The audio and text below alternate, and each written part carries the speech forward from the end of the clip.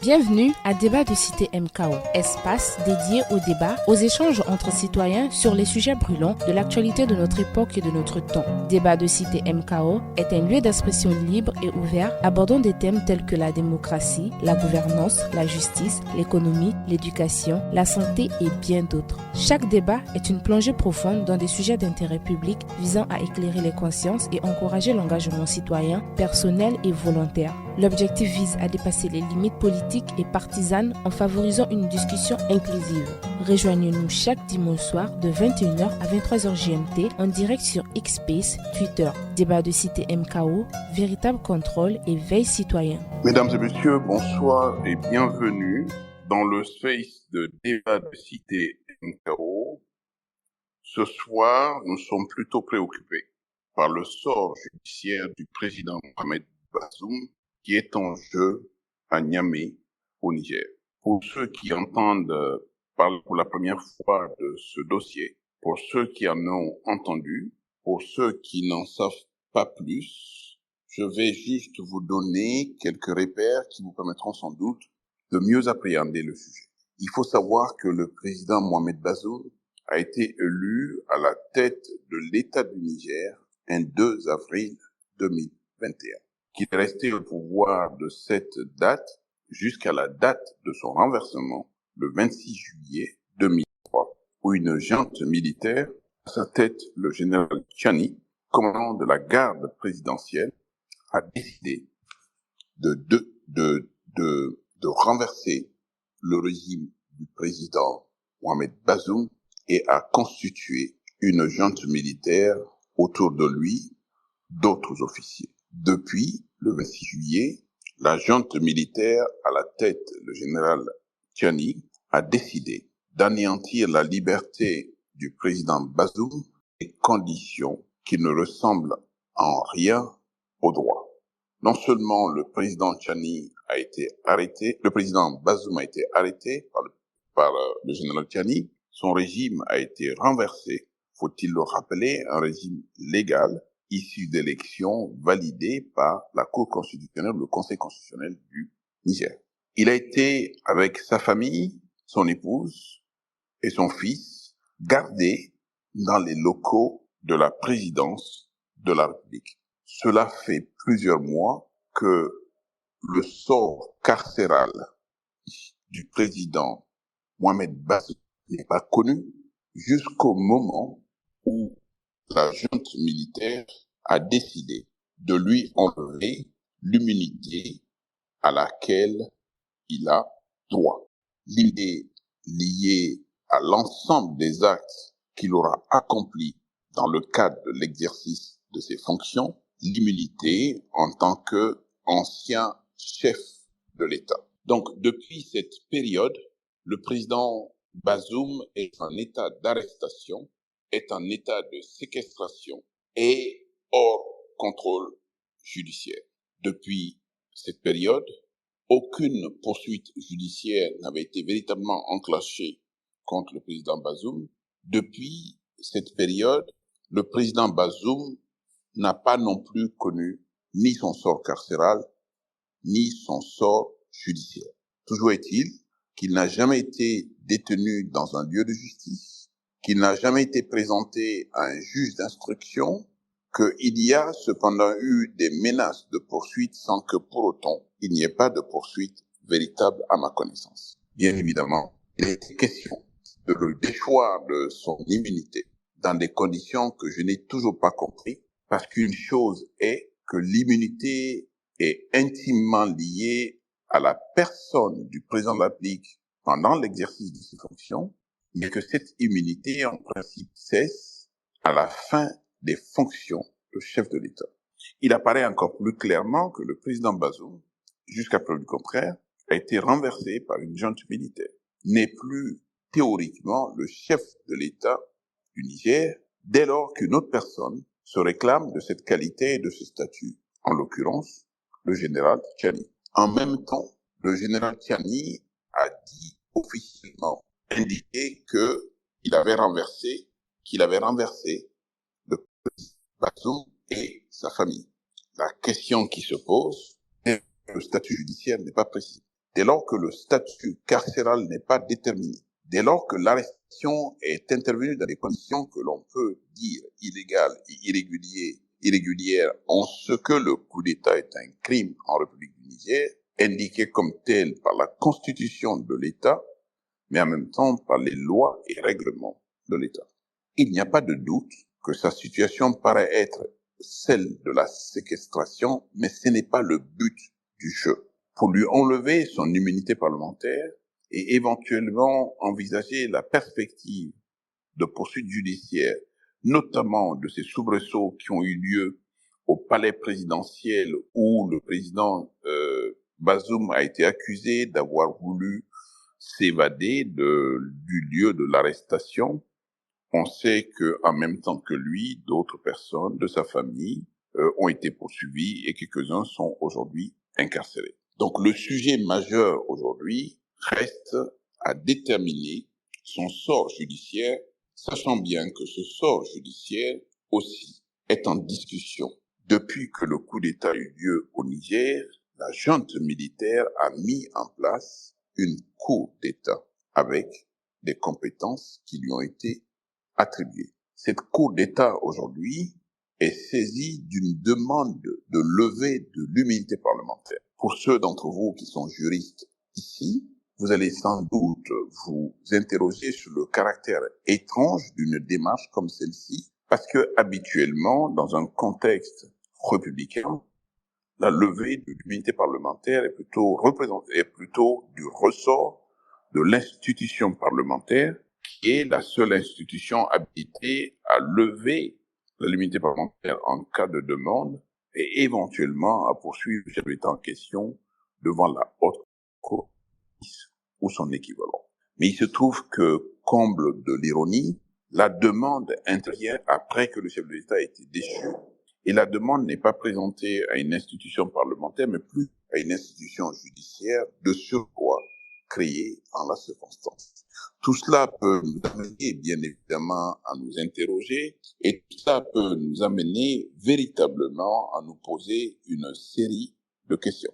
Alors, j'avais convenu avec l'un des conseils du président Bazoum de venir avec nous, justement, pour évoquer ce sujet, mais je n'arrive pas à lui mettre la main dessus, sans doute lié aux difficultés de communication avec Niamey. Mais en attendant, nous avons l'avantage d'avoir un avocat, de surcroît avocat nigérien, même s'il exerce en dehors du Niger.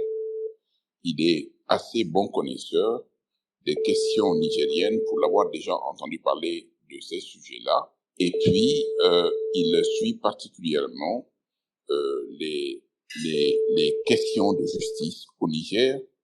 Je suis ravi d'avoir mon confrère Bachir, à qui je demande de monter sur le stage pour que l'on puisse entamer cette discussion en attendant éventuellement que l'avocat de M. Bazoum soit avec nous pour évoquer le sujet. Est-ce que Bachir m'entend? Est-ce que Bachir peut monter? Bachir est avocat, ressortissant du Niger, mais exerçant plutôt à Montpellier. Bachir est le bienvenu pour que l'on puisse évoquer ce sujet. D'abord, la Cour d'État du Niger et ses compétences. Deuxièmement, le fait que cette Cour du Niger connaisse aujourd'hui du dossier de levée de l'immunité du président Bazoum. Et puis, troisièmement, du retrait des avocats de M. Bazoum depuis aujourd'hui, qui ont décidé de se mettre en retrait du dossier, qui ont décidé de ne plus participer justement à ce procès, en indiquant que l'issue du procès était connue, qu'il n'y avait absolument aucune espèce de raison qu'il soit présent donc dans le cadre de ce procès. La demande ayant été adressée à mon confrère Bachir, cette demande est en train de se dérouler.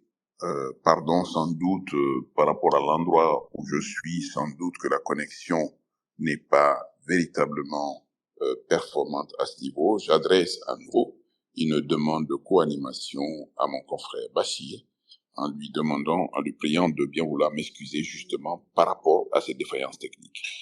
Je suis ravi donc, en même temps que d'avoir Bachir, d'avoir également le bâtonnier Moussa Koulibaly qui est avec nous.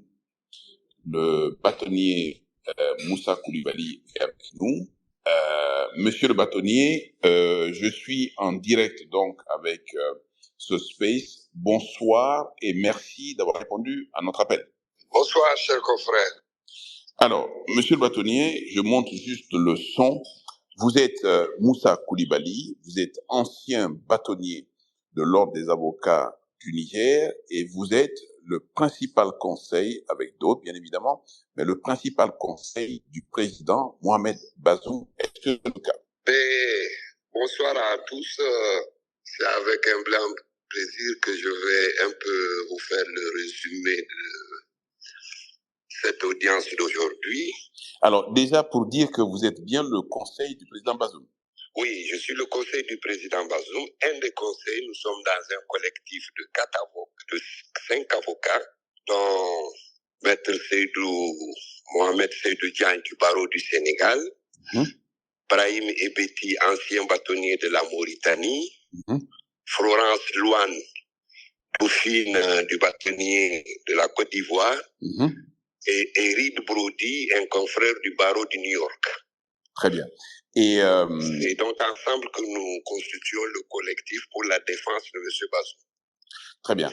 Et vous avez été dans ce dossier dans lequel le président Bazoum se trouve déféré devant la Cour d'État et l'audience qui a eu lieu ce matin vous a conduit justement à vous sortir de cette défense. Oui, on était contraint de sortir de cette défense parce qu'on s'est rendu compte que cette juridiction n'était pas prête à conduire un procès équitable.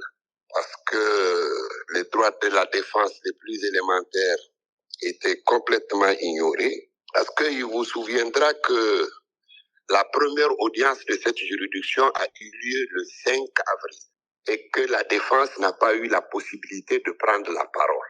Nous avons donc écrit, l'affaire a été mise en délibéré pour le 10 mai. J'ai écrit au président de la Cour pour demander le rabat du délibéré. En ce que nous n'avons pas pu présenter les moyens de défense de notre client, faute d'avoir eu accès au dossier et faute d'avoir communiqué avec lui avant l'audience du 5. Elle a rabattu les délibérés. Voilà. Et nous avons, oui. Et nous avons pu avoir accès à une partie du dossier. Mais nous avons préparé quand même notre mémoire en défense avec ce que nous avons trouvé dans le dossier. Mais pour ce qui est de la communication avec le client, elle a été impossible.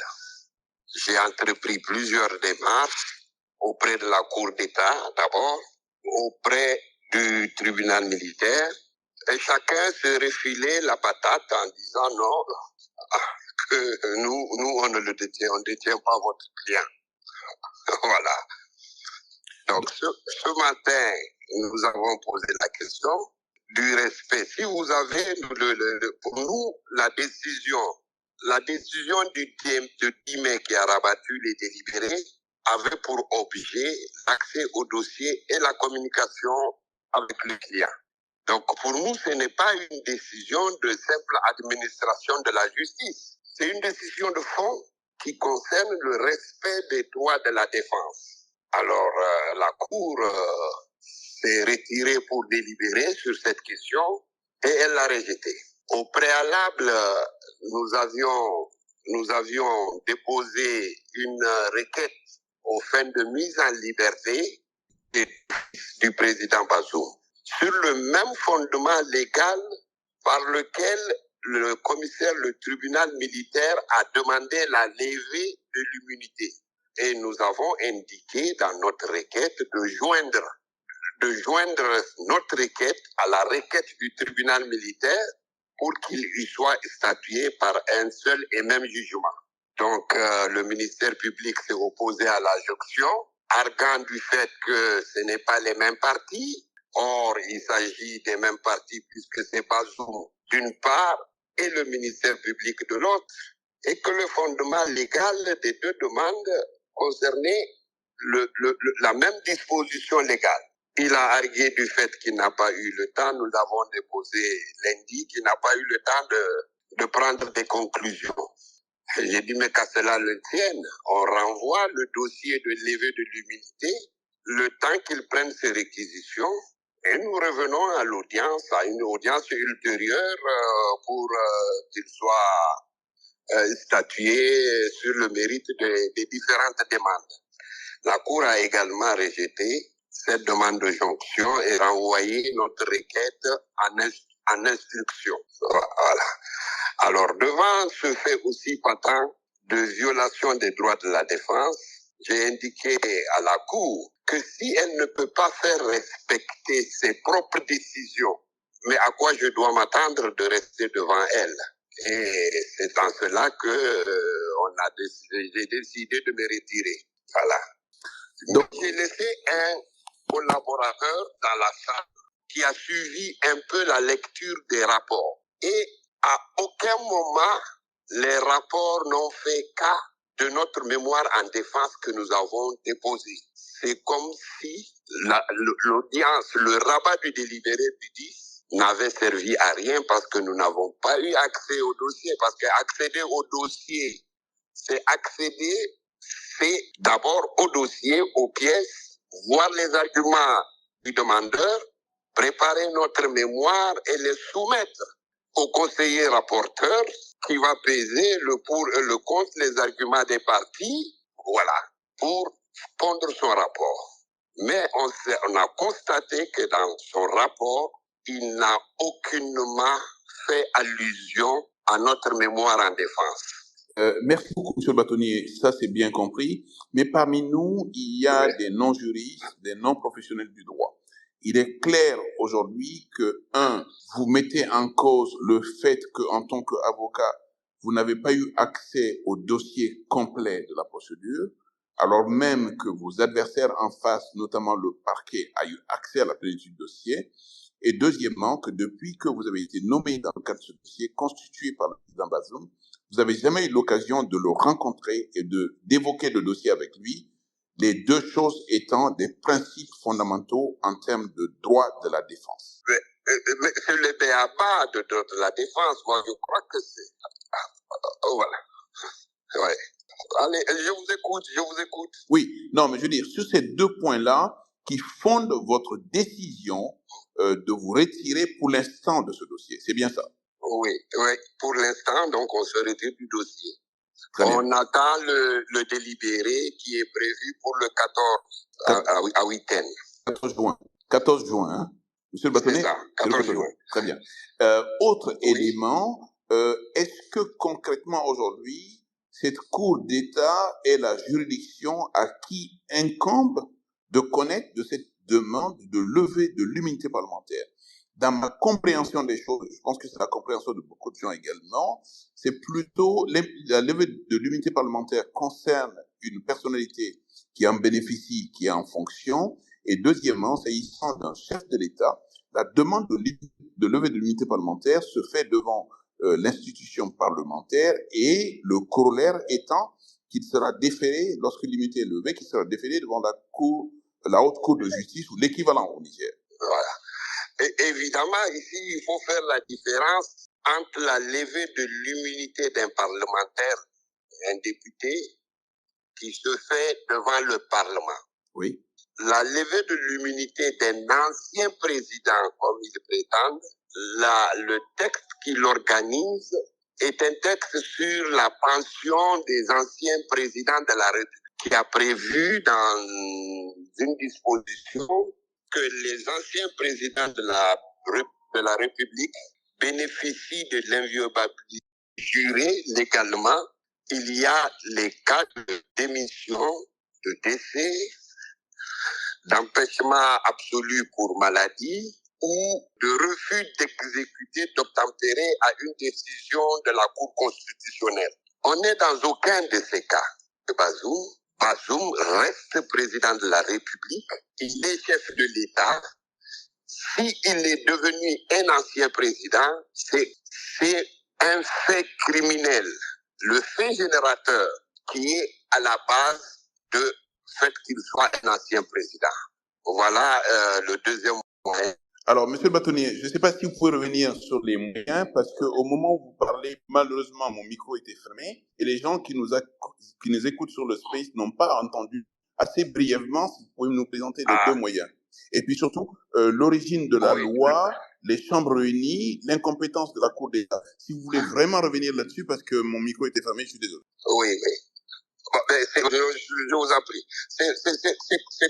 Voilà. C'est comme ce qui se passe un peu, c'est quand même presque les mêmes législations que nous avons dans nos pays. Il y avait une Cour suprême qui avait 4 chambres. Une chambre constitutionnelle, une chambre judiciaire, une chambre administrative et une chambre des comptes. C'est à cette juridiction-là, dans ces 4 chambres réunies, que la loi de 1994 sur l'immunité des anciens présidents a donné attribution et compétence pour lever l'immunité.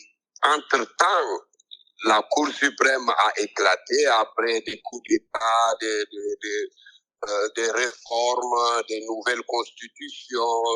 Il faut savoir que nous sommes à la 7e République. Voilà.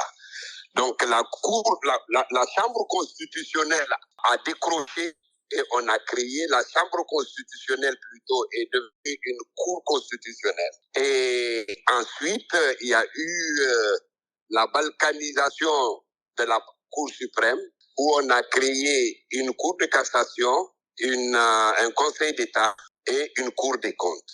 Et quand on regarde dans l'ordonnancement juridique nigérien, à aucun moment le législateur n'a donné attribution à une des cours éclatées pour connaître de l'immunité du président, des anciens présidents.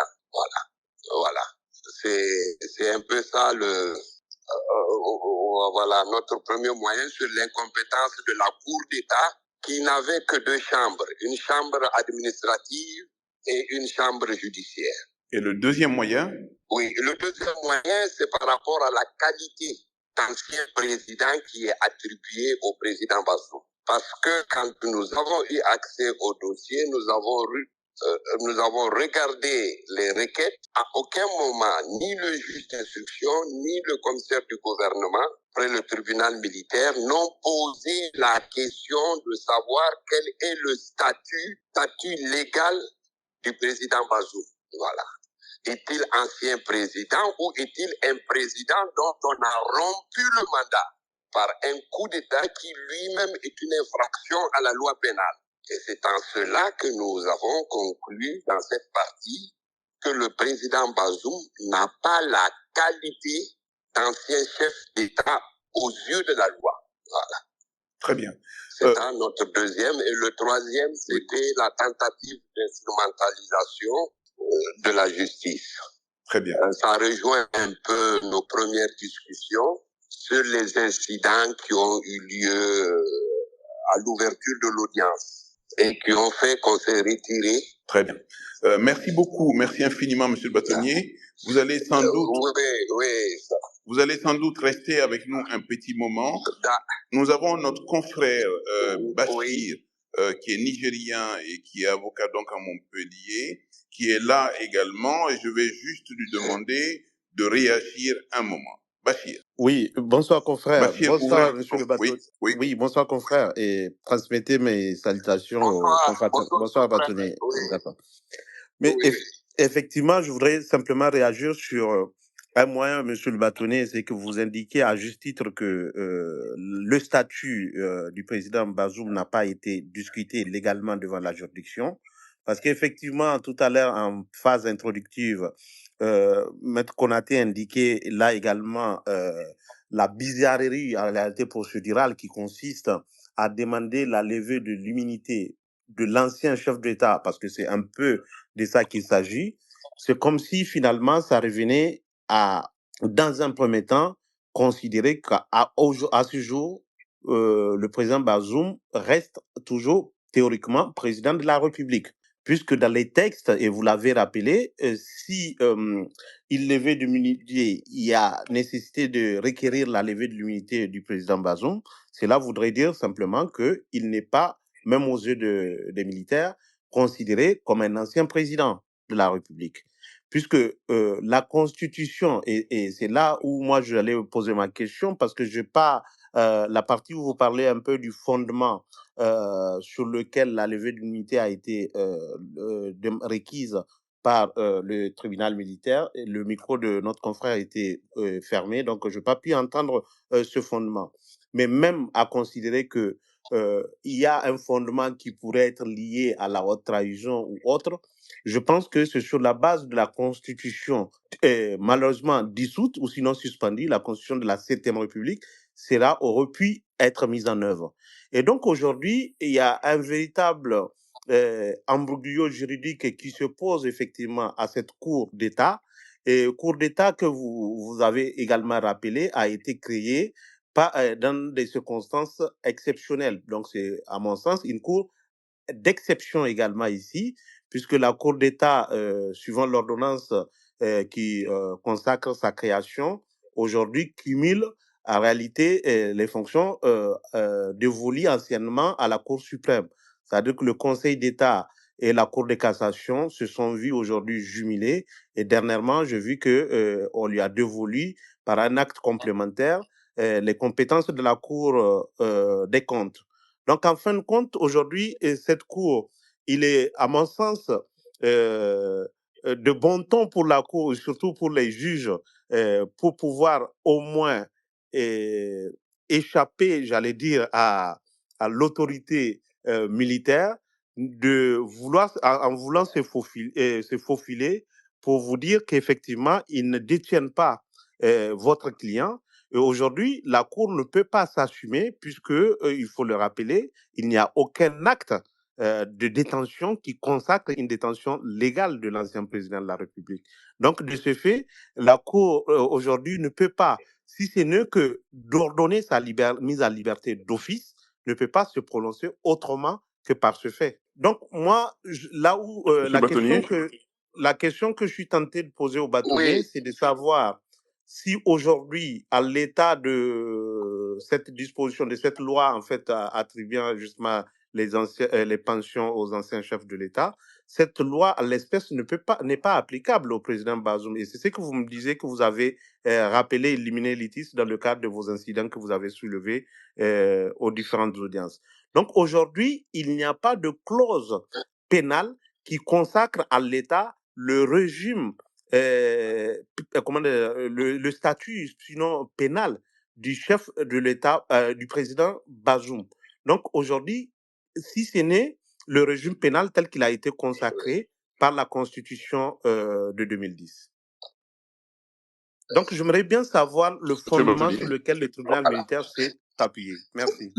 Le fondement légal de la demande de levée de l'immunité parlementaire étant bien entendu que ni le statut carcéral et c'est un accessoire, ni le statut pénal du chef de l'État n'a été déterminé. Encore moins, la question est-il oui ou non un chef d'État en exercice? Un chef d'État en exercice est renversé ou un ancien chef d'État? Monsieur Bâtonnier. Oui, la position de la défense de Bazoum, c'est que Bazoum Mohamed est un chef d'État en exercice dont le mandat a été interrompu par un fait qui est lui-même puni. C'est clair. Le coup d'État. Le coup d'État, tel que l'a prévu la Constitution, qui a dit que porter atteinte aux institutions démocratiques est un crime de haute trahison tel que défini par la loi en vigueur. L'article 78 du Code pénal, qui a disposé que porter atteinte, renverser à l'ordre constitutionnel est un complot contre l'autorité de l'État.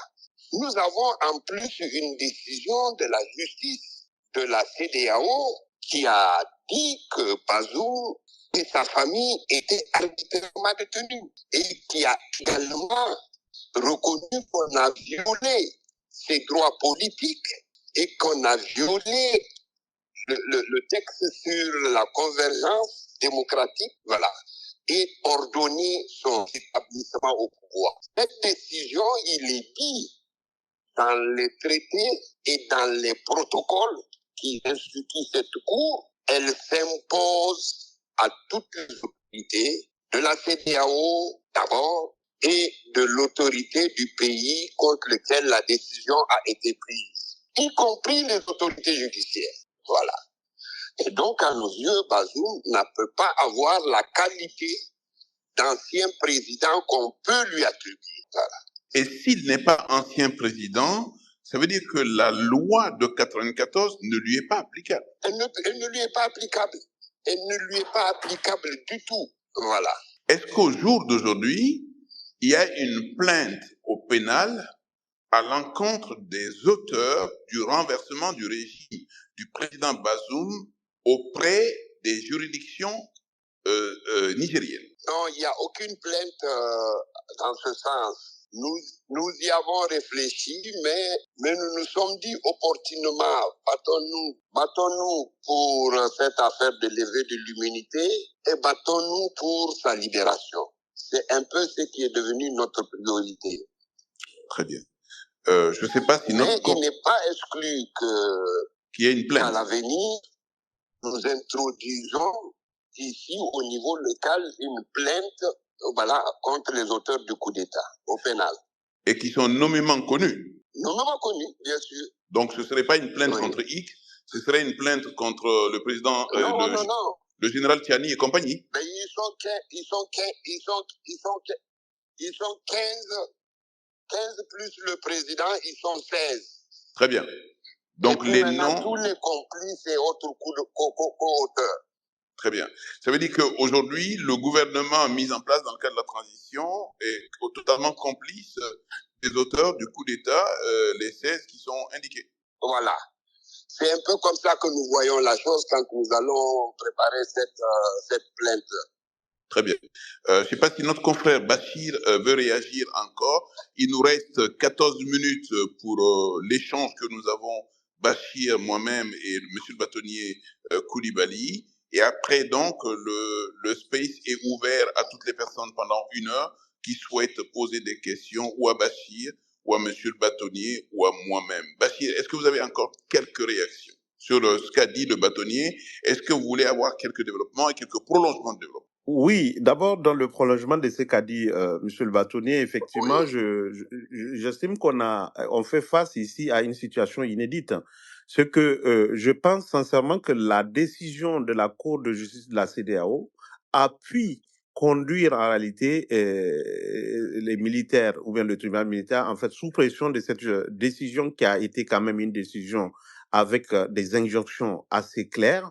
Cette décision a pu les conduire en voulant régulariser, j'allais dire, le statut carcéral de Bazoum à commettre cette erreur, c'est-à-dire de vouloir demander la levée de son immunité.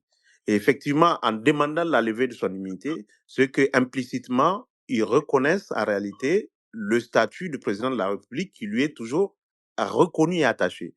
Donc, la suspension de la Constitution de 2010, qui, à mon sens, est le seul texte existant, en tout cas, de l'ordre juridique, de l'ordonnancement juridique interne nigérien, qui, en tout cas, prévoit une clause pénale à partir du serment prêté par le président de la République. Sinon, dans le cadre de l'exercice de ses fonctions, le président, la constitution nigérienne consacre plutôt un régime d'irresponsabilité politique du président de la République, et la responsabilité juridique, elle n'est que de 2 ordres.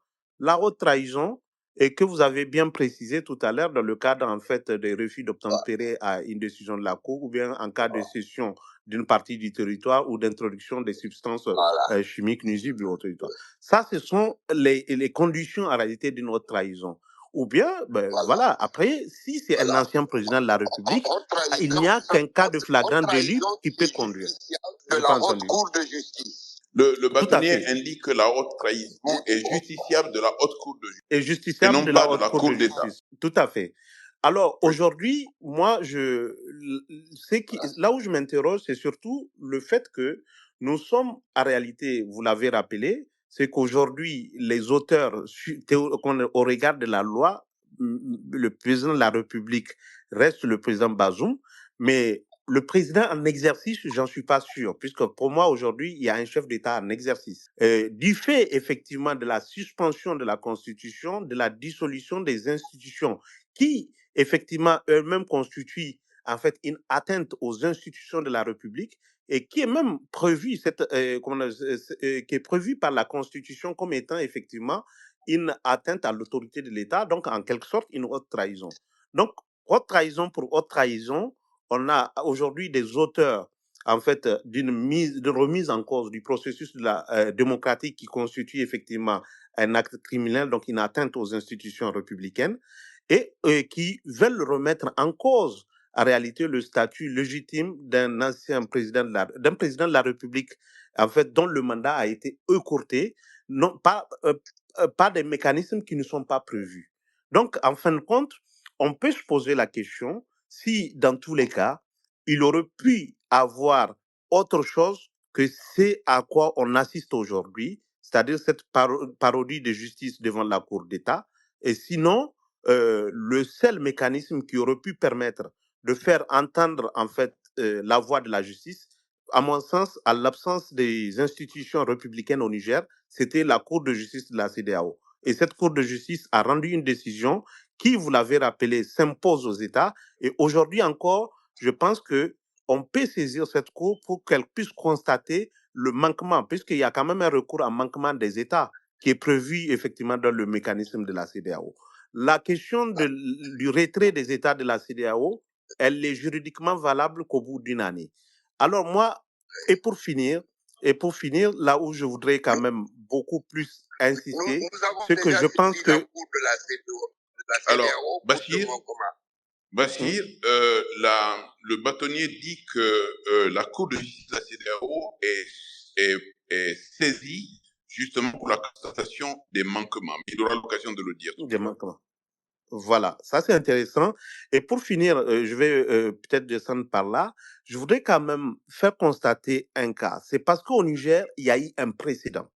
Il y a eu un précédent puisque en 2010, lorsque le général Salou Jubo a perpétré son coup d'État contre Tanja dans le cadre de la 6e République, effectivement, la Cour de justice de la CEDEAO, à cette époque également, a eu à se prononcer sur la détention arbitraire du président Tanja parce qu'il était détenu sans aucun droit, sans titre.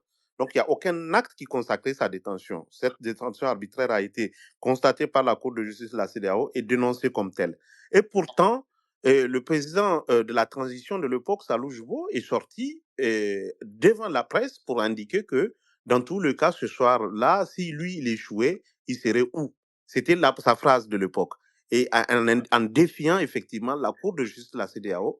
Et les choses sont restées telles jusqu'à ce qu'ils ont décidé de mettre le président Tanja en résidence surveillée. Puisque, à la différence du président Bazoum, le président Tanja, aussitôt son régime déchu, a été déposé à la prison civile de Kolo, mais sans aucun titre de détention. Et lorsqu'ils ont décidé de le mettre à la liberté, ils l'ont mis à résidence surveillée. Non, en dépit de la décision de la Cour. Non, il était poursuivi pour des faits de droit commun de détournement des deniers publics. Oui, voilà. Il semble que le président Tandia, lorsqu'il a été renversé, a été immédiatement l'objet de poursuites sur des bases de droit commun liées au détournement d'argent, et c'est en cela qu'il s'est retrouvé, sans doute à la suite d'un mandat de dépôt à la prison de Kolo. D'accord. Aujourd'hui, dans le cas de Kolo, quand la décision de la CEDEAO est intervenue, il était déjà détenu pour autre cause et il y avait une poursuite, même si elle était infondée, mais il y avait une poursuite de droit commun et avec un titre de détention. Très bien.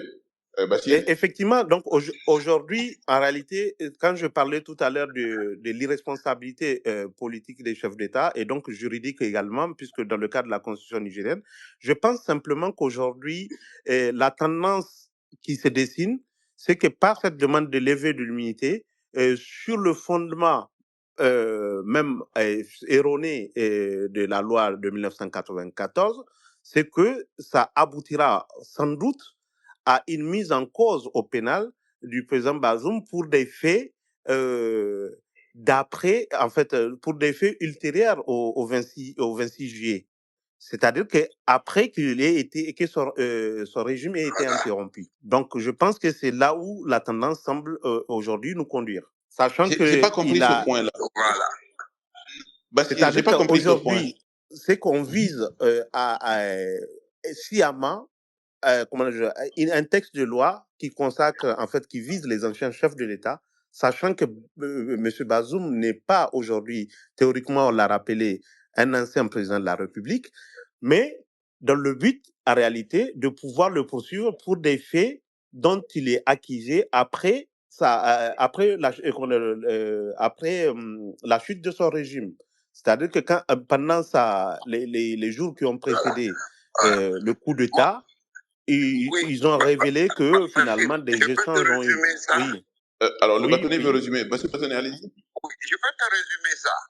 En fait, aujourd'hui, si Bazoum avait démissionné, il leur laissait toute la place. Son refus de démissionner, c'est ça qui a conduit la junte à initier cette procédure de levée de l'immunité pour l'inculper de différents chefs d'inculpation, parmi lesquels il y en a qu'on lui reproche quand il était en exercice. Bon, monsieur Bâtonnier, quand même, de façon très claire et nette. Premièrement, on fait appel à un texte de 1994 qui régit la question du droit à la pension des anciens chefs d'État. Ça veut dire qu'aujourd'hui, ce texte de 94 détermine les conditions dans lesquelles les anciens chefs d'État ont droit à cette pension et les conditions dans lesquelles ils peuvent ne pas avoir droit à cette pension, notamment des faits qui peuvent leur être reprochés,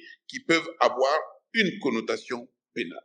Donc, aujourd'hui, on appelle ce texte pour incriminer le président Bazoum par rapport à des faits qui se sont révélés après l'exercice de la fonction de chef de l'État, parce que simplement aujourd'hui, son statut étant à leurs yeux flou d'un point de vue légal, en l'absence de démission, même renversé, de droit, le président Bazoum reste le chef de l'État du Niger. Même si de fait, il n'exerce pas d'un point de vue théorique et d'un point de vue légal, il est le chef de l'État en exercice.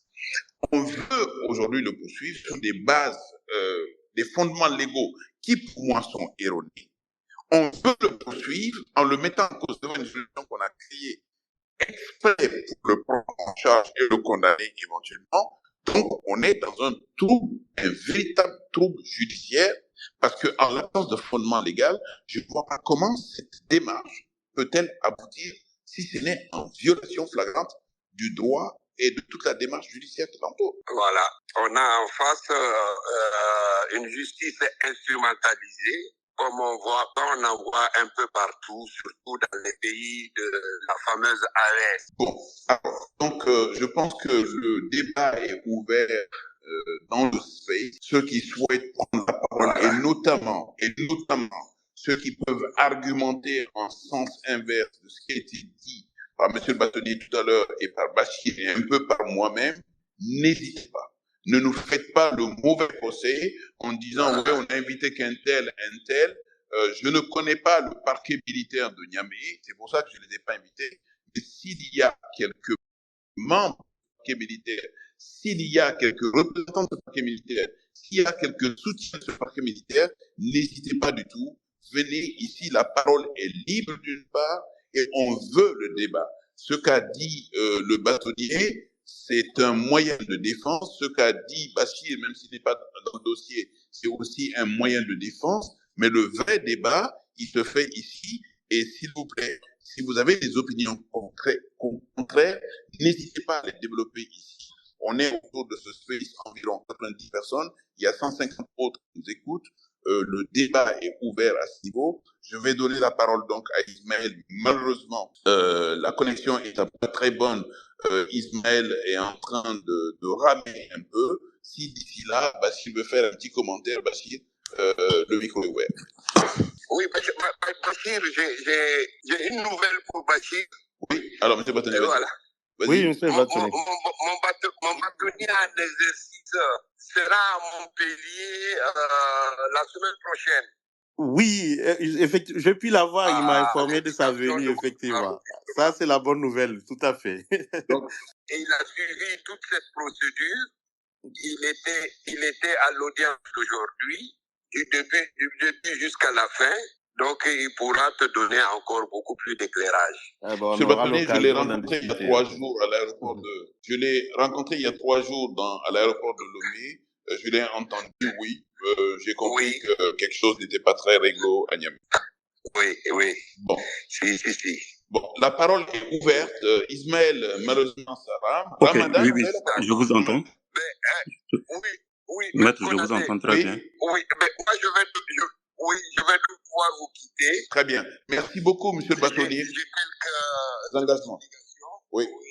Merci beaucoup et merci infiniment, monsieur le bâtonnier. Bon courage et bonne chance. Ramadan, vous avez la parole. D'accord, merci. Je vais poser une question par rapport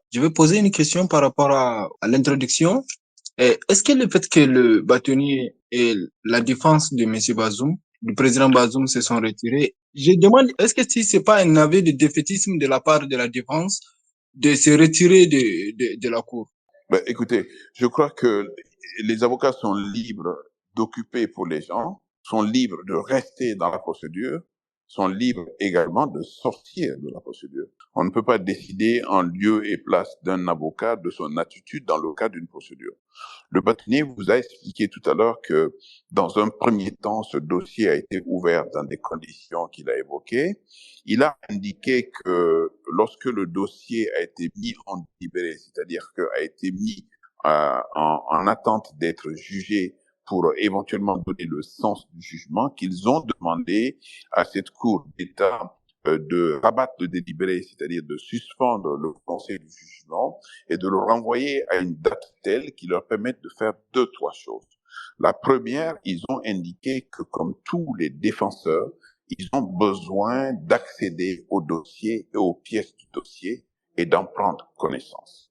La deuxième chose, ils ont dit également que la personne qui les a constitués dans le cadre de ce dossier, qui est le président Bazoum, qu'ils avaient légitimement le droit d'accéder à lui et d'échanger avec lui pour s'assurer au moins que les moyens de défense qui étaient développés à la barre et dans le cadre du dossier à son nom sont des moyens de défense qu'il a partagés. Le bâtonnier a indiqué que pour ces 2 raisons-là, le fait qu'on leur a refusé d'accéder totalement au dossier d'une part, et le fait qu'il y a eu un ping-pong entre les autorités judiciaires et les autorités militaires en ce que personne n'assumait la responsabilité de faire voir le président Bazoum par ses avocats, que pour ces 2 raisons, ils se sont mis à l'écart, sans compter que ils ont demandé à la Cour d'État d'examiner un certain nombre de demandes spécifiques qu'ils ont développées à la barre, auxquelles la Cour d'État n'a pas accédé. Et ils ont jugé légitimement qu'ils n'avaient plus rien à faire dans ce dossier, ce d'autant plus que lorsqu'ils ont tourné le dossier et lorsque le rapporteur du dossier a lu le rapport, ils se sont rendus compte qu'aucune des écritures qu'ils ont déposées dans le dossier, qui argumentaient un certain nombre d'éléments, n'ont été prises en compte. Ils ont jugé que c'était pas la peine de rester dans ce dossier. C'est aussi une attitude d'avocat. On défend ou on ne défend pas, on est dans le dossier ou on n'est pas dans le dossier, mais tout cela résulte de la liberté d'avocat qui est le seul maître à développer ses moyens de défense. Donc, je ne vois pas où est le défait. Est-ce que vous voulez réagir encore, Ramadan? Oui, merci. Moi, je pense que dès le début, avant qu'ils se mettent à défendre M. Bazoum, ils savent très bien que c'est un cas particulier, qu'il y aura des contraintes et qu'ils devraient en tenir compte de ça. Dans la situation actuelle, il y a des bavures sur toutes les lignes. Il y a des choses, d'après ce que j'ai compris, d'après les éléments qui ont été avancés, il y a des responsabilités et des choses qui ne devraient pas être faites, mais que les choses continuent dans ce sens-là. Et quelle est leur attitude dans ce moment précis de prendre une telle décision de se retirer s'ils savent, et ils le savent bien évidemment dès le début, que ça sera un combat perdu d'avance, un combat très très difficile de gagner. Et pourquoi maintenant ils ont pris cette décision-là? Écoutez, cher monsieur, les pires criminels ont eu droit à la justice, ont eu droit aux avocats, ont eu le droit de s'expliquer, et leurs avocats ont eu le droit d'accéder au dossier, d'accéder aux clients. Je vois pas comment vous dites qu'ils savaient depuis l'origine que le dossier était difficile, qu'ils savaient qu'il y a des bavures, qu'ils savaient.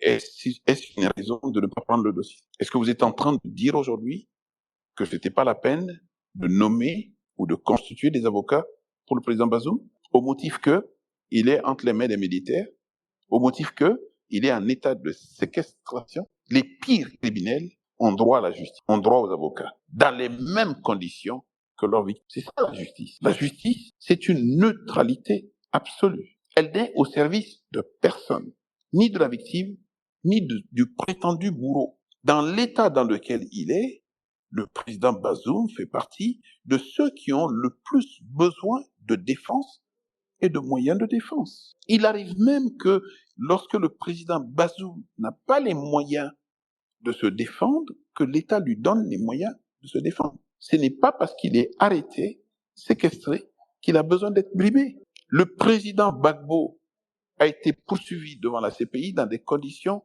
les plus difficiles. Il est arrivé à la CPI et quand on a parlé de procès, il a déjà fait savoir à la CPI qu'il n'avait pas les moyens de prendre un avocat. Et les avocats qu'il a pris sont des avocats qui ont été payés par la caisse publique. Le président Gbagbo a eu tous les moyens de se défendre, a développé toutes les stratégies. Si on avait mis en avant le même argument que vous avancez aujourd'hui en disant les avocats savaient d'avance que c'était difficile, pour autant ils sont rentrés, ils devraient rester, y compris se faire broyer par la machine de la justice, dont le bâtonnier vous a dit tout à l'heure que c'était instrumentalisé. Quel est votre propos exact? Vous voulez dire que le président Bazoum n'a pas droit aux avocats, ou quand il a pris les avocats, que les avocats doivent venir avaler la couleuvre, ne pas réagir, ne pas riposter, y compris ne pas exercer leur liberté de se mettre à l'écart du procès? Ramadan? Confrère, je vais me faire l'avocat du diable. Je pense qu'en fait, Ramadan voudrait simplement comprendre ce qu'il n'arrive pas à comprendre, et je pense que vous lui expliquez ça très bien. C'est cette stratégie qui consiste en fait à se sortir du dossier. En réalité, c'est même pas se sortir du dossier, c'est que c'est en quittant la défense devant ce tribunal dont on suspecte en réalité la partialité. Donc, ça fait partie également d'une stratégie de défense, puisque finalement, en y restant, alors que les dés semblent déjà pipés d'avance, le jeu n'en vaut pas la chandelle. Donc, il faut pas que par leur assistance, les avocats puissent eux-mêmes se faire broyer, comme l'a indiqué le confrère, mais surtout qu'ils puissent prêter main forte à la justice, puisqu'on dira que finalement, il a eu toutes les garanties nécessaires d'un procès équitable, alors que le procès n'a rien d'équitable. Donc, un avocat est en droit, lorsqu'il estime que le procès, les conditions d'un procès équitable ne sont pas garanties, les conditions d'une bonne défense ne sont pas assurées, et lorsqu'il suspecte effectivement les juges qui sont chargés de rendre une décision de partialité, il est en droit, en ultime recours, effectivement, de ne pas cautionner. Et si la seule décision, l'ultime décision qui lui reste, c'est de se sortir de cette défense, il a toute liberté pour le faire. Donc, ce n'est pas un aveu d'échec ou même de défaite, mais c'est plutôt ne pas cautionner une mascarade ou une parodie de justice qui ne soit pas équitable. Donc, je pense que c'est ce qu'il voudrait comprendre, parce que pour Ramadan, c'est que en ayant accepté de se constituer dans ce dossier, les avocats devraient coûte que coûte aller jusqu'au bout. Sauf qu'en réalité, ce ne serait pas la bonne stratégie. Donc, c'est de ça que le confrère semble parler en parlant de liberté pour chaque avocat d'adopter sa propre stratégie de défense, notamment lorsque on est dans des conditions d'un procès difficile comme celui-là. Merci infiniment, Bachir. Et je complète, Ramadan, vous allez avoir la parole tout à l'heure. Je complète que le fait que les avocats se sortent de la procédure à ce stade, ils le font pas seuls, ils le font toujours en liaison avec le client. Ramadan, dernier point. Oui, je vous écoute. Non, est-ce que vous voulez réagir pour que je passe à Ismaël? Non, merci. Vous avez répondu à ma question. Merci beaucoup. Ismaël a la parole. Merci, maître. Merci pour le débat. Je me suis éclairé un peu aussi. Ok, je voulais dire, parmi ces 3 coups d'État, du Mali et du Burkina, là-bas, on sentait le vent un peu souffler un peu. Les militaires ont eu du pain béni. Comme au Mali, il y a eu la grogne. Au Burkina, on un peu de grogne. Mais au Niger, bizarrement, tu vas au travail, tu viens, tu allumes la télé, coup d'État. Moi, je vois le coup d'État, bon, j'attends 2 heures du temps, 3 heures du temps, 4 heures, je regarde. Qui fait le coup d'État? Je vois, oh, c'est un haut gradé, moi, comme il s'appelle, Monsieur Tchani. Et je m'en vais sur Google, comme j'ai fait d'habitude, qui est Monsieur Tchani, et je vois bizarrement, ce monsieur était là, à la présidence pendant 10 ans. J'ai dit, mais vous faites coup d'État, Monsieur Bazoum. Ok, mais vous êtes avec, comment on appelle, Monsieur Issoufou, pendant 10 ans. Monsieur Issoufou, ok, si le motif qu'il travaille avec Monsieur Issoufou a travaillé avec la France. Si Monsieur Issoufou, il y a eu un camp en 2019, si je ne me trompe pas, hein, Inates, il y a eu plus de 80 000 morts. Et j'ai dit 80 000, excusez-moi, 80 morts. Un bataillon a été, comme on appelle, a été néanti par les djihadistes. Ça faisait pitié quand tu voyais les cercueils couchés. Monsieur, comment on appelle, Monsieur Tani pouvait en profiter faire le coup d'État. Pour la neve là, c'était au nord du Niger. C'était au nord du Niger que les soldats nigériens étaient là tombés. Tu pouvais faire coup d'État pour la neve. Issoufou travaille avec les Français. Il a même libéré des terroristes et comme on appelle, des otages au nord de la France. Il était à l'Élysée. C'était au nord du Niger. Monsieur Issoufou allait faire Monsieur Tchani allait faire coup d'État à Issoufou. Pourquoi il n'a pas fait le coup d'État à Issoufou qu'il attende Bazoum au pouvoir et pendant que Bazoum est venu même pas 2 ans, il fait le coup d'État. Ça, je n'arrive pas à comprendre. Je ne sais pas ce coup d'État. Moi, je me dis non, c'est juste égoïste. Le Niger n'a rien à voir dans ça. La population, je ne sais pas comment la population peut tomber dans ce piège. Comment ils peuvent avaler la pilule. Moi, je n'arrive pas. Moi, j'ai juste regardé puisqu'ils étaient en collaboration. Et quand je vois sur d'autres coins, je vois qu'on dit non, monsieur Bazoum, que non, que c'est pas un Nigérien, juste des trucs de xénophobie. Et je m'en vais encore sur Google, je vois des vidéos de monsieur Bazoum depuis 1980. Il est dans la politique du Niger. En ce moment, il était un Nigérien, il n'y a pas de problème. Mais dès qu'il vient au pouvoir, non, c'est pas un Nigérien, c'est un vendu. Ok, c'est bien, même s'il était un vendu, mais Issoufou n'est pas pire. Issoufou faisait pire que tout. Mais pourquoi lui, il a été épargné? Je n'arrive pas à comprendre. Je ne sais pas, c'est un truc de tribal ou bien qu'est-ce qu'il y a? Je ne sais pas. Monsieur Bazoum, moi, il me faisait ni chaud ni froid. Mais dès que j'ai vu l'histoire, ce monsieur, vraiment, ça fait un peu de la peine. En tant qu'humainement, on a un peu de bon sens. Un peu de bon sens. Si ce monsieur, vraiment, c'était au nom du Niger, au nom des Nigériens, Issoufou n'allait pas faire ces 2 mandats. Monsieur, il allait faire le coup d'État, monsieur Issoufou pour l'enlever. Maintenant, j'aimerais savoir, mais pourquoi cette haine, ou bien je ne sais pas comment l'expliquer, excusez-moi du terme, mais envers ce monsieur, qu'est-ce qu'il a fait du mal au Niger, et puis cette humiliation, ou bien qu'est-ce qu'il a fait dans son histoire? Parce que moi, j'ai essayé de regarder dans son histoire, qu'est-ce qu'il a fait de concret, qu'est-ce qu'il a fait de mal?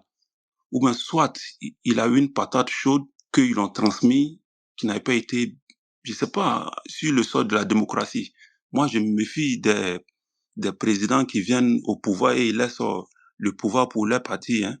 Je me méfie très bien de ça. Et ceux qui vont tomber sur moi pour dire non, Alassane Ouattara, moi, je ne considère pas un président en fonction comme un démocrate. Je te considère un démocrate, comment tu as laissé le pouvoir? Si quel right vous avez laissé le pouvoir? À quel mais 5 ans après, est-ce que le pays avance? Ce que vous avez fait, est-ce que tout a été là? Merci beaucoup. Moi, ma question, c'est de savoir qu'est-ce que M. Bazoum a pu faire pour qu'il mérite cette humiliation. Merci beaucoup. Oui, merci Ismaël.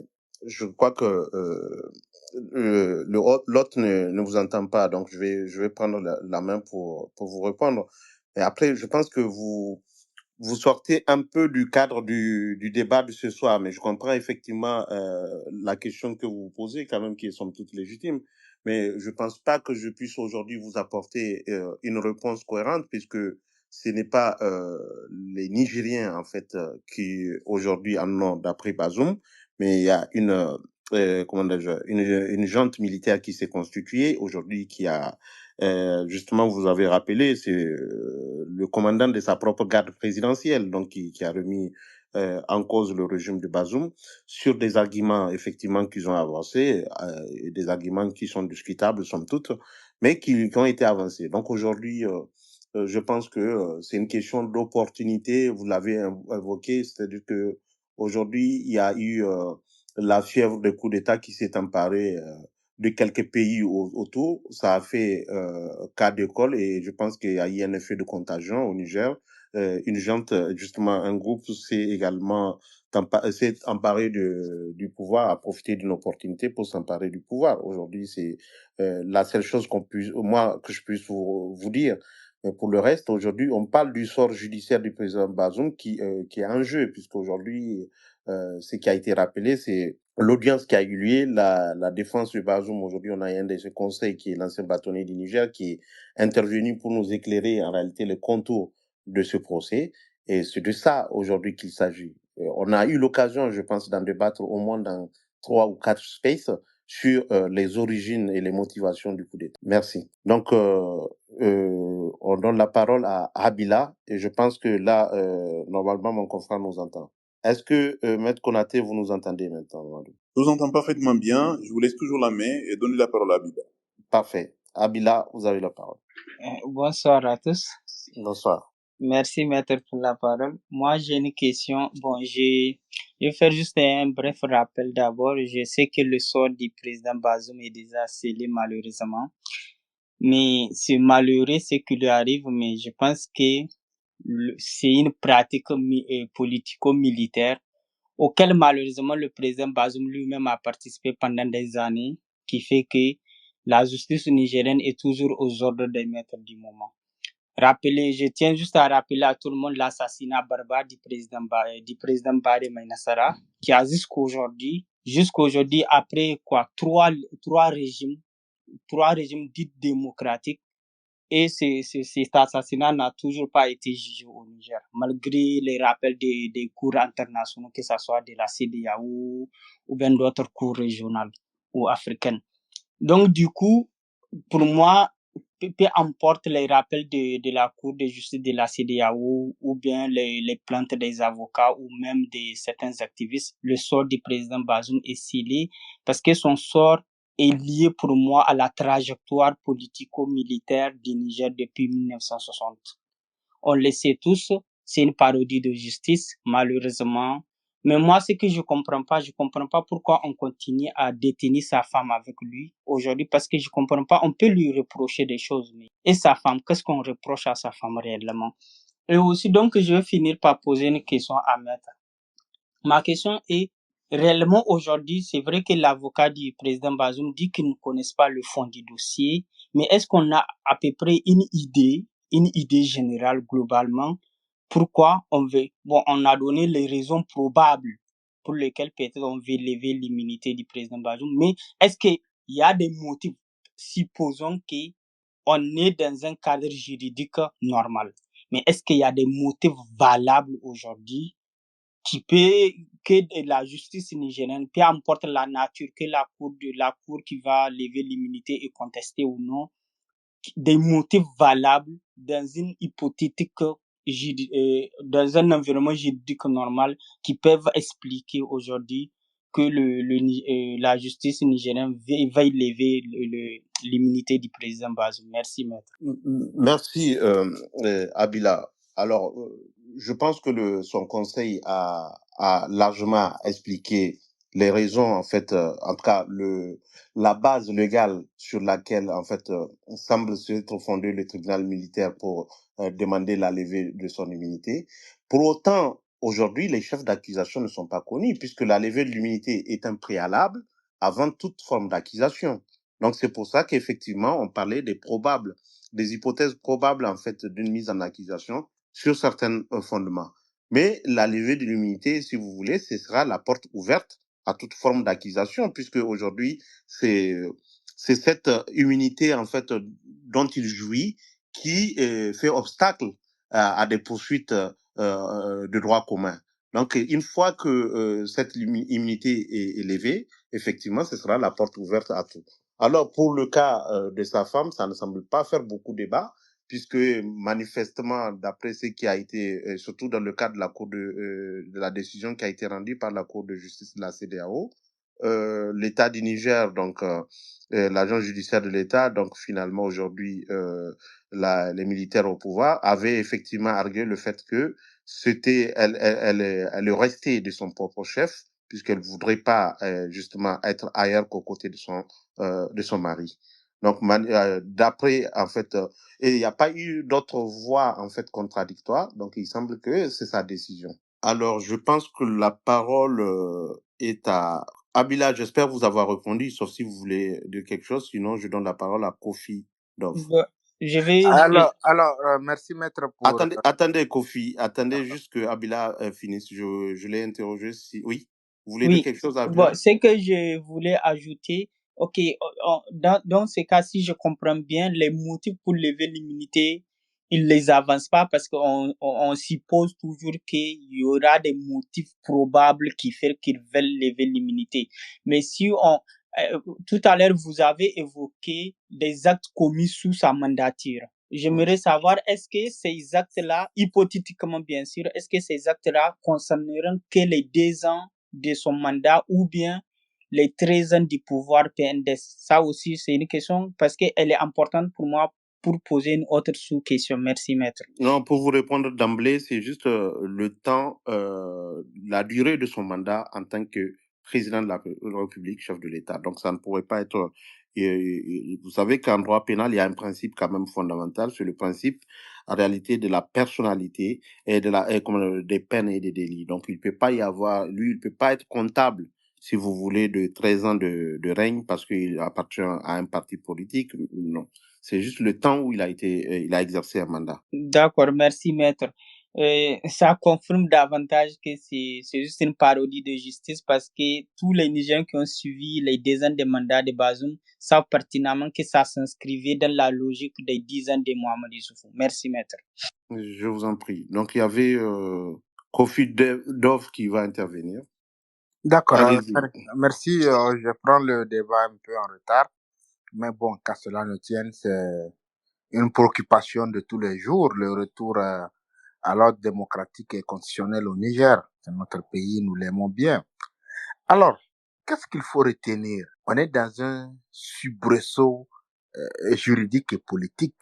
La garde présidentielle du président Bazoum le met aux arrêts le 26 juillet et le garde, et on sort une liberté provisoire quoi pour son fils sans être inculpé, sans avoir fait l'objet d'une procédure juridique, d'une procédure judiciaire en tant que telle. On donne une liberté provisoire. On se pose la question, est-ce qu'il y a eu des poursuites qui ont été engagées contre lui? Alors, mais bien avant ça, le général Tchani sort pour nous dire que il a demandé à la famille de Bazoum qu'elle pouvait disposer. Alors, quand vous regardez avec un œil assez vigilant, vous allez comprendre que si c'est vrai ce qu'il dit, qu'il a demandé à la famille qu'elle pouvait disposer, ils les ont contraints à rester, ils les ont contraints avec les armes à rester. Donc, on peut les mettre dehors parce que ils n'ont pas fait ce qu'ils ont fait avec l'accord de Bazoum, du président Bazoum. Donc, ils n'ont pas besoin forcément de l'avis de la femme de Bazoum ou de son enfant pour qu'ils puissent quitter la présidence. Alors, l'argument qui consiste à dire on les a demandé de partir, ils sont restés avec leur gré, c'est du pipeau. Ça, on est d'accord sur ça que ils peuvent les contraindre à partir. Du moment où ils ont contraint Bazoum à rester sous leurs ordres et leur autorité, en utilisant la force. Donc, l'argument là, elle est écartée d'office. Alors, le sort juridique du président Bazoum, si vous vous rappelez, c'est le seul régime militaire au Niger qui ne s'assume pas parce que la base n'est pas une base justifiable. Un coup d'État n'est jamais légal parce que aucune loi de la République ne prévoit la dévolution du pouvoir par les armes. Ça, donc, on est d'accord que la base d'un coup d'État ne pourra être jamais légale. Et même les raisons légitimes qu'ils auraient avancées ne sont pas légitimes du moment où c'est des raisons de seconde main.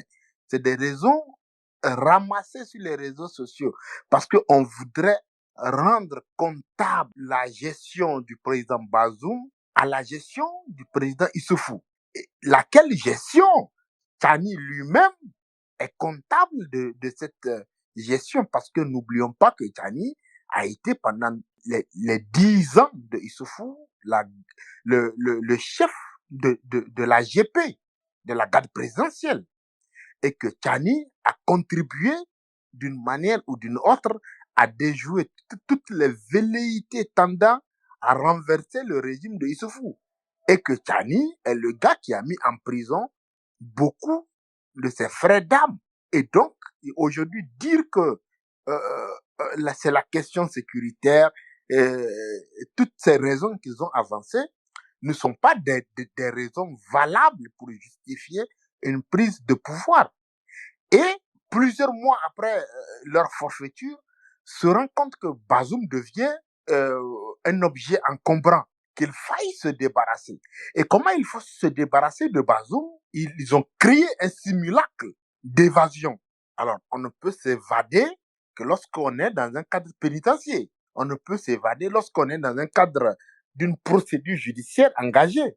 Ils se sont rendus compte qu'ils merdaient toute la ligne. Alors, il faut créer des chefs d'accusation pour que Bazoum l'ôter l'immunité parce qu'ils oublient qu'en faisant un coup d'État, les questions juridiques tombent. Il faut créer les conditions de le juger pour pouvoir se donner une caution. Parce que quand vous prenez toutes les constitutions du Niger après les coups d'État, les mutés se donnent une amnistie. Disent que les auteurs, les complices, machin, sont exempts de toute poursuite judiciaire.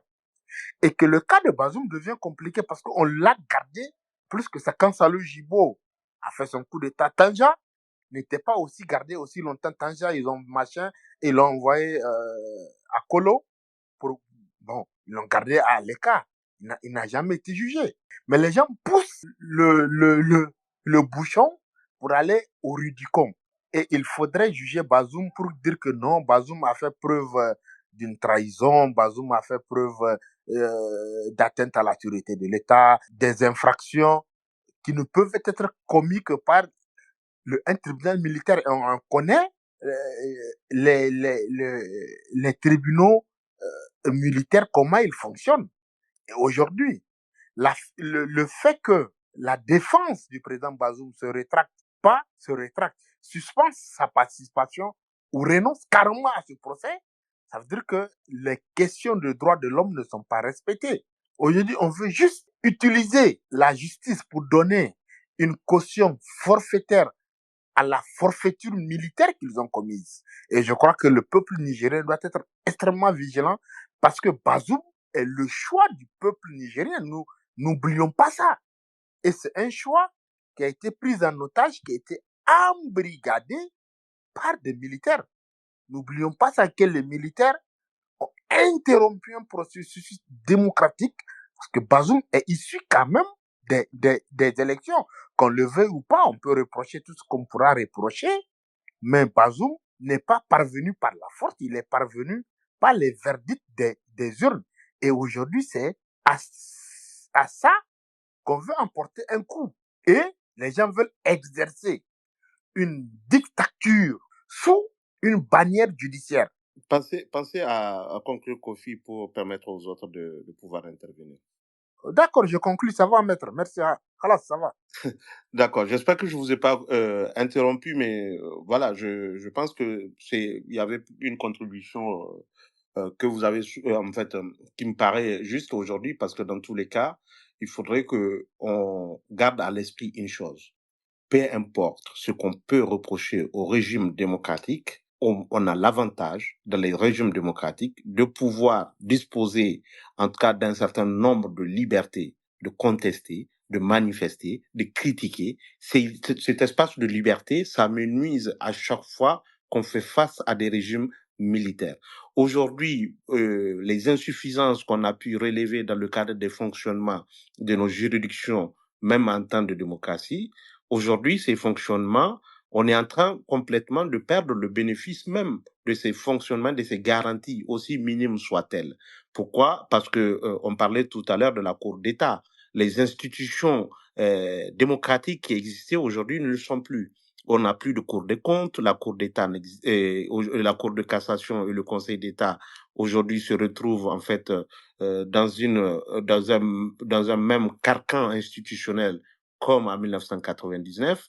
Aujourd'hui, on ne dispose plus de conseil constitutionnel chargé au moins de contrôler l'application. La Constitution elle-même n'y est pas. C'est elle quand même qui est la loi fondamentale qui garantit à tous les citoyens, en tout cas un certain nombre de droits et libertés fondamentales qui nous permettaient de pouvoir nous insurger et pouvoir également permettre à la société civile de s'ériger en véritable contre-pouvoir. Aujourd'hui, et c'est pour ça que les régimes militaires sont de nature à porter atteinte au processus de développement des États, quand bien même les discours que l'on entend aujourd'hui semblent aller dans un sens, en réalité, ce sont des discours qui encensent les partisans, en réalité, des coups d'État, qui voient en ces coups d'État des occasions de porter une révolution ou un changement.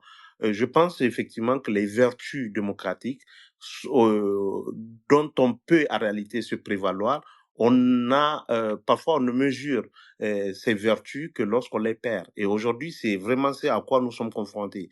Je ne suis pas en train de vous dire que le système judiciaire était parfait, que le système judiciaire était irréprochable, loin s'en faut. Mais aujourd'hui encore, il est beaucoup plus difficile, d'abord pour un avocat d'assurer la défense de son client, et surtout lorsque ce client s'appelle Bazoum dans un contexte comme celui dans lequel nous sommes au Niger. Ceci étant dit, oui, Kofi, oui. Maître, je voulais juste dire une chose avant d'éteindre mon micro, c'est de dire l'organigramme judiciaire au Niger. Je suis juriste de formation et de profession. Je suis formé à l'université Abdou Moumouni de Niamey. Alors, nous n'avions pas un problème judiciaire, nous avions un problème d'homme. La loi, que le juge n'est soumis qu'à l'autorité de la loi et à son intime conviction. Et que l'organigramme judiciaire au Niger permet justement aux magistrats d'être indépendants, à l'appareil judiciaire d'être indépendants. Les juges refusent d'assumer leur indépendance et préfèrent s'inféoder au régime politique. Un point, c'est tout. La loi garantit. La seule chose qu'un juge au Niger peut réfuter, c'est l'affectation qu'on vous affecte à point. Il faut être en mesure d'assumer cela. Un point, c'est tout. Voilà. Kofi, vous m'entendez? Oui, maître, je vous entends.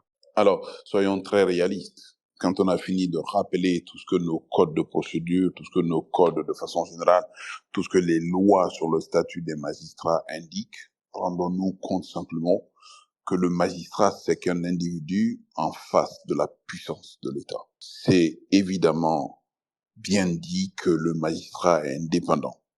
C'est évidemment bien dit que le magistrat peut riposter à la pression, notamment politique. Mais voyez-vous bien, ça fait 120 ans qu'on dit ça dans nos pays, et ça fait 120 ans que l'on ne change pas. Au Sénégal, il y a un débat en ce moment en ce qui concerne la question de la justice. Ils ont posé toutes les questions avant de commencer les états généraux sur la justice. Il était clair que du point de vue de ceux qui ont initié la rencontre autour de la justice, que de ceux qui sont les acteurs, qu'il n'était pas question que le président de l'applique soit le président du Conseil supérieur de la magistrature, que le ministre de la Justice en soit le vice-président. Les perspectives qui se dessinent à Dakar font encore que ce sont les mêmes personnes qui demandent le maintien du pouvoir exécutif. Gardez-vous bien de comprendre un certain nombre de choses. Premièrement, tant que la question de l'inamovibilité du juge au siège n'a pas été définitivement fixée dans le marbre, tous les politiques, du ministre au président de l'applique, au gouverneur, au commandant de cercle, au préfet, chacun voudra avoir le contrôle du juge de sa localité. Parce que personne ne supporte de perdre un dossier devant le juge, y compris lorsqu'on est l'État. Le deuxième élément, les juges ne doivent occuper des postes à quelque titre que ce soit tant que les critères essentiels de compétence, de capacité, de moralité et surtout d'indépendance n'auront pas été mis en œuvre. Mais vous savez que dans 90% des cas, ce n'est pas de la compétence, de la capacité ou de la moralité ou de l'indépendance du juge qu'on le met, c'est de la docilité du juge. Le troisième élément, sachez que les juges sont des fonctionnaires publics, comme les préfets, comme les agents de la fonction publique de façon générale. Ils sont, même en tant que fonctionnaires spécifiques, ils sont à la recherche de deux choses. Premièrement, l'évolution dans leur carrière et qui correspond à l'amélioration des conditions de revenu. Jamais, absolument jamais dans nos pays, on est d'accord aujourd'hui qu'il faut donner la véritable indépendance aux juges. Je termine pour vous dire que premièrement, si on dit que lorsque le juge se plaint d'une personne, quelle qu'elle soit, représentant du pouvoir de l'argent, représentant du pouvoir politique, il n'y a pas de raison que cette personne ne puisse pas faire l'objet d'une poursuite pénale, c'est-à-dire criminaliser l'influence ou la recherche d'influence du juge. Le deuxième élément, comme un lanceur d'alerte, lorsque un juge donne l'élément d'information concernant la pression, qu'il ne fasse l'objet d'aucune pression lui-même. Et troisièmement, que l'inamovibilité qui est dans l'espace de l'UEMOA aujourd'hui égale à 3 ans corresponde véritablement à la durée durant laquelle le juge au siège est maintenu à son poste. Et troisièmement, que quatrièmement, même sous le couvert de l'aménagement du service, on ne touche au juge. Tant que le pouvoir de nomination incombera au pouvoir politique, tant que le pouvoir d'affectation incombera au pouvoir politique, tant que le pouvoir de discipline permet encore à un certain nombre de ministres, comme en Guinée, de suspendre le juge, on n'avancera pas. Ce qui est reproché au juge aujourd'hui, dans le cadre du dossier Bazoum, que vous reprochez, que nous reprochons, c'est ce que d'autres ont reproché hier aux autres juges qui étaient là lorsque le président Bazoum était là, premièrement. Avant le président Bazoum, lorsque ceux qui étaient là ont été là. Le juge encore occupe un espace qui est l'expression de la première autorité. C'est l'autorité qui permet d'anéantir l'identité que ce soit. Tout le monde court après, les uns sur la base de l'influence politique, les autres sur la base de la pression de l'argent. Et comme nous avons des juges qui ne sont pas capables de prendre conscience de leur propre responsabilité, pardon de le dire, ils basculent à gauche, ils basculent à droite, et finalement, ils sont sans le crédit. Ça fait 120 ans qu'on dénonce le manque d'indépendance du juge, l'instrumentalisation de la justice. Depuis 1960 au Niger, ça n'a pas changé et ça n'est pas prêt de changer. Mais disons-le, quand on est dedans, on ne se rend pas compte. C'est quand on est dehors que l'on sait ce que c'est que la justice. Mais nous, notre combat de citoyens, et c'est pour ça qu'il ne faut pas venir faire ici du pro-Bazoum ou de l'anti-Bazoum quand il s'agit de justice. La justice, c'est la faute des institutions. La justice, c'est l'instrument qui permet de réguler. Et la justice, c'est le dernier rempart. Il ne peut pas y avoir d'état de droit sans justice. Vous la critiquez aujourd'hui, avant vous, d'autres l'ont critiqué hier, d'autres vont critiquer demain. Mais le vrai sujet, c'est le politique qui ne veut pas désemparer de la justice, qui maintient la justice dans des conditions inacceptables. Voilà le débat. Même les militaires l'ont compris. Eux qui sont des anti-droits se parent de la justice pour aller faire n'importe quoi au Niger comme ils sont en train de le faire. Mais il y a toujours des gens qui les accompagnent. Vous trouverez les meilleurs juristes du Niger qui accompagnent ce schéma-là, qui va leur dire, écoutez, Bazoum ne veut pas démissionner, on va lui faire la peau. L'instinct animal de l'homme qui se réveille, c'est un anachronisme lorsque le juge met en avant son orgueil personnel, son honneur et sa dignité pour gérer un dossier qui ne le concerne pas. Bachir. Merci, Maître Konaté. Je vais donner la parole à Kofi qui souhaite réagir, mais bien avant, je voudrais, dans le prolongement de ce qu'avait dit mon confrère, rajouter qu'au Niger, en 2012, donc un an après l'arrivée de Issoufou au pouvoir, il y a eu effectivement les états généraux de la justice, sur la justice.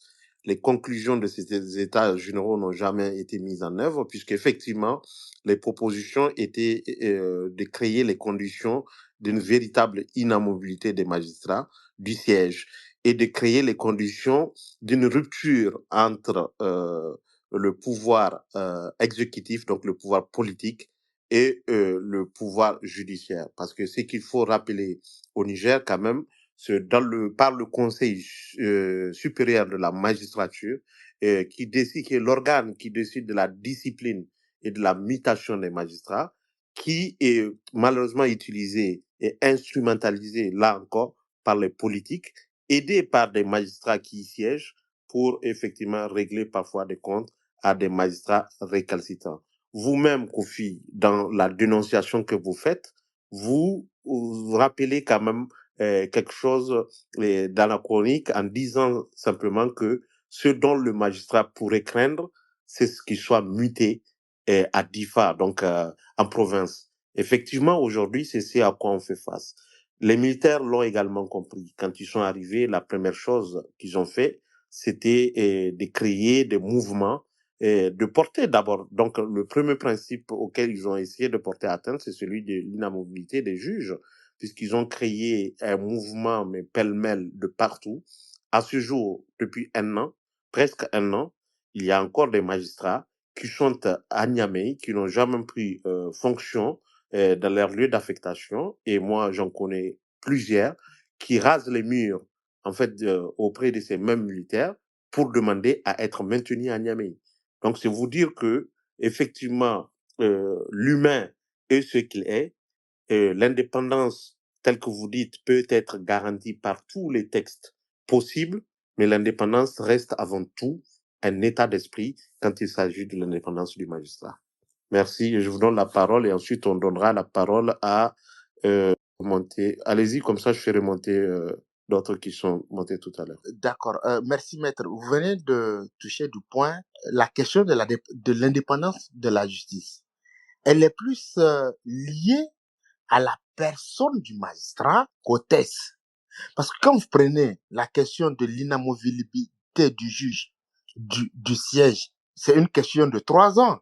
Quand vous êtes nommé au moins pour 3 ans. Le problème, ça se trouve au niveau des magistrats du parquet. Et là, et même les textes disent que les magistrats du parquet, même recevant les ordres du chef du parquet, qui est le ministre de la Justice, ne peuvent aller que dans le sens de la poursuite. Alors, même quand on parle... Non, je comprends pas ce que vous dites là. Vous confondez deux choses là. Restez au siège et parlez-nous de l'inamovibilité. Oui, l'inamovibilité du juge du siège au Niger, c'est 3 ans.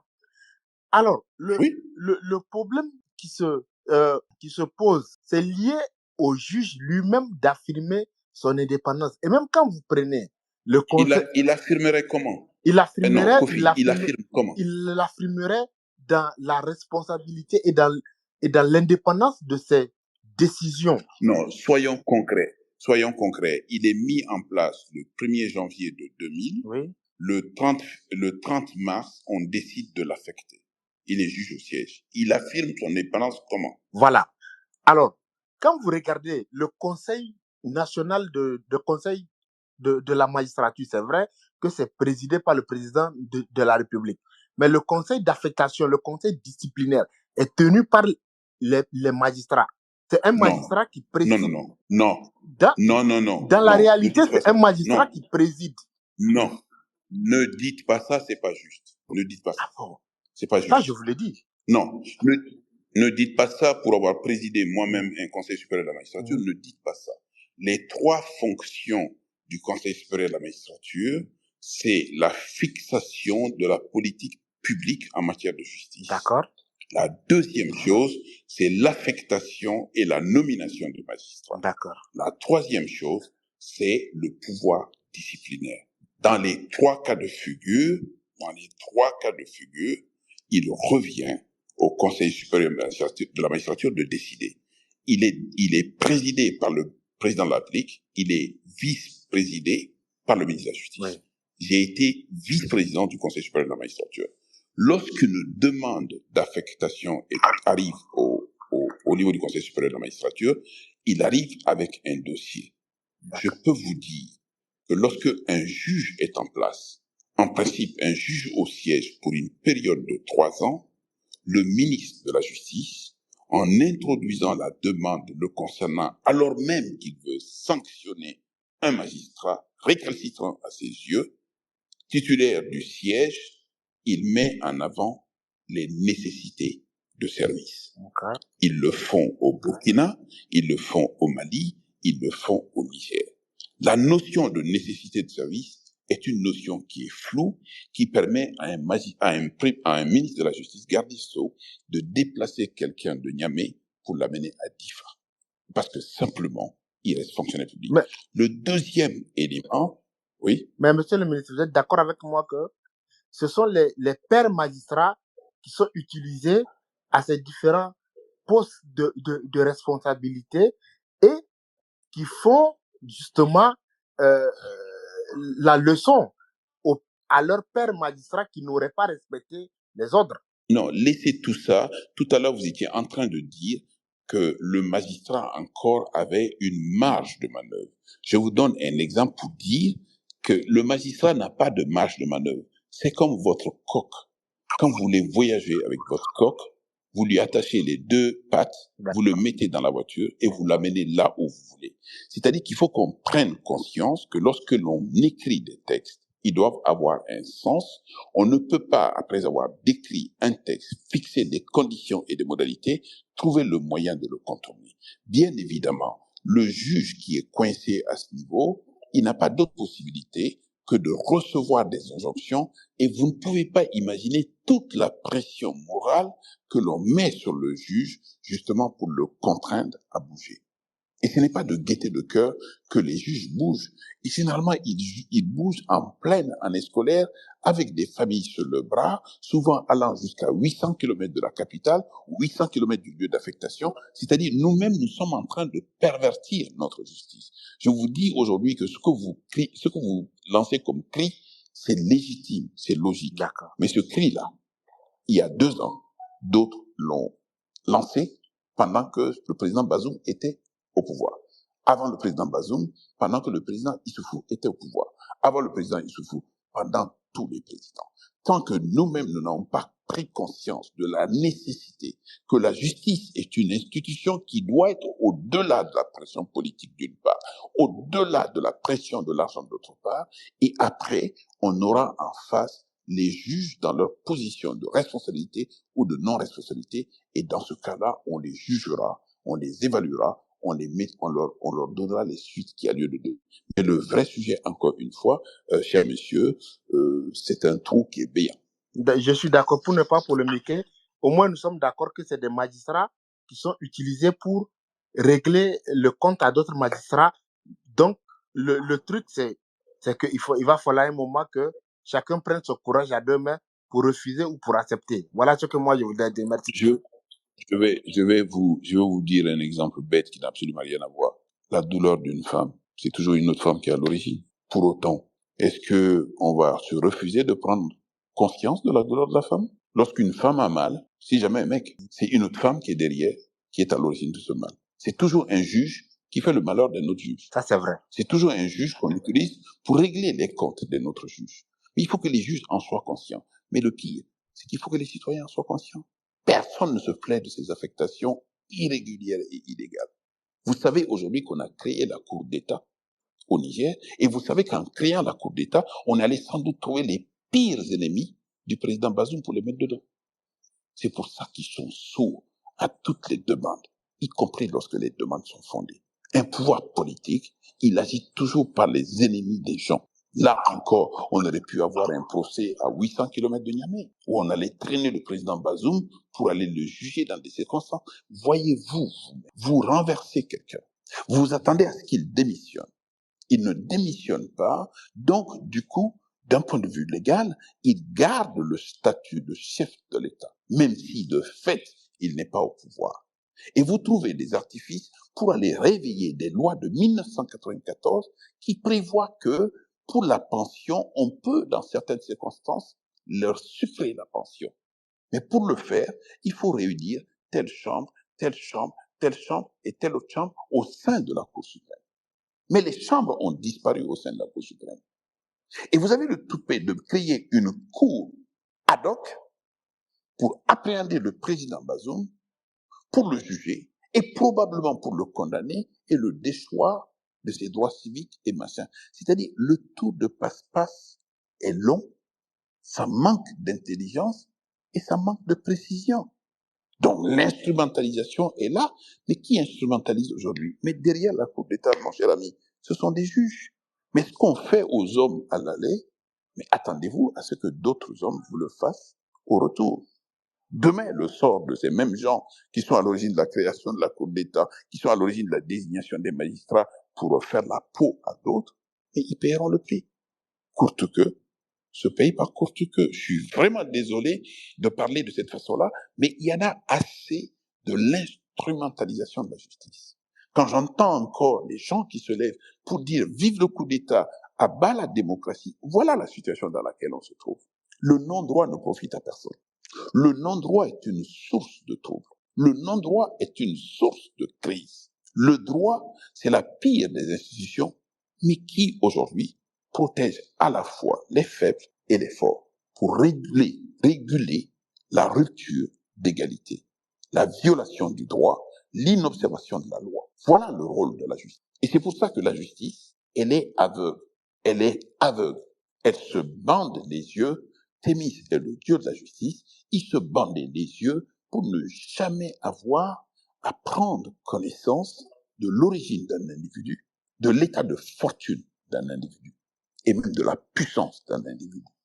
Selon que vous soyez grand, fort, gros, tout ce que vous voulez, devant la justice, vous êtes soumis aux lois et aux règlements de la République. Et c'est pour ça qu'on parle tous d'état de droit.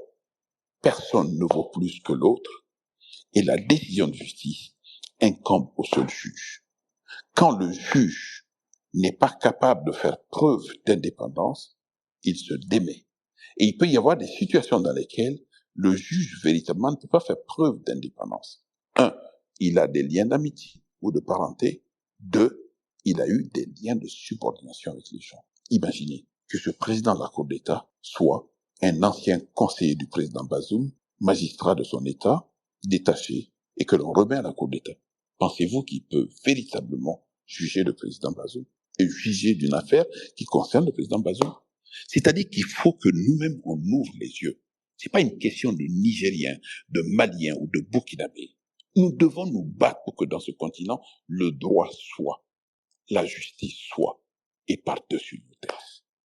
Mais tant qu'on va acclamer des gens parce qu'ils violent, tant qu'on va acclamer des gens parce que l'impunité est là, tant qu'on va acclamer des gens pour leur dire qu'ils ont eu raison de faire un coup d'État, parce que simplement le coup d'État vient régler la haine de gens qui n'ont pas accepté les résultats d'une élection présidentielle qui ont été validés par une Cour constitutionnelle. Vous savez, le mensonge en droit une fois, le mensonge judiciaire 2 fois, le mensonge judiciaire 3 fois, le mensonge judiciaire 4 fois, ça fait droit. Parce que simplement, lorsque le juge s'est trompé 1 fois, 2 fois, 3 fois, qu'il n'a plus le temps et le moyen de reculer, la justice fait du mensonge la vérité. Mais c'est la vérité commune. Parce que nous tous, nous nous sommes trompés. Parce que la justice est rendue au nom de nous tous. Franchement et honnêtement. Tant que ce combat n'est pas nôtre, tant que ce combat n'est pas citoyen, tant que dans ce combat on va se déchirer, encore une fois, pardon du terme, bêtement, je suis pour Bazoum ou je suis contre Bazoum. Et en fonction de ce que je sois pour ou contre, je lui dis, ce qui lui arrive, pardon du terme, est bien fait pour lui. Mais lorsque vous le dites, que vous supportez quelqu'un d'autre, mais si c'est Tiani que vous supportez, pour des tas de raisons, mais si c'est demain Tiani qui tombe devant le juge, on sera là pour dire la même chose pour sauver Tiani. Exactement la même chose. Je vous assure, s'il tombe demain, s'il est mis en cause demain, devant le juge. Mamadou Konaté, je serai son premier avocat à 0 francs. J'aime bien, moi, défendre des gens qui sont par terre. Parce que quand ils sont au sommet de leur gloire, ils n'ont pas besoin d'avocat. Ils peuvent, à la limite, foutre un coup de pied à l'avocat. Mais les grands d'aujourd'hui sont les petits de demain. Les petits d'aujourd'hui sont les grands de demain. Même si vous croyez pas en Dieu, ce qui peut faire que Diomaye Faye sort 3 semaines de prison avec Ousmane Sonko, tous les deux des geôliers condamnés ou probablement à condamner, sortent de là, retrouvent le palais et montrent la porte du palais à Macky Sall, qui les a brimés. Merci à tous et bonne soirée et pardon de vous avoir retenu aussi longtemps et aussi tard. Allez, bonne soirée. Nous espérons que cet épisode vous a plu. Si c'est le cas, nous vous invitons à vous abonner à notre podcast et à nous suivre sur Twitter et nos réseaux en général, ainsi que sur d'autres plateformes pour rester informés des prochains débats en live et des épisodes à venir. N'hésitez pas à partager votre avis sur l'épisode. Nous sommes toujours reconnaissants lorsque vous vous exprimez.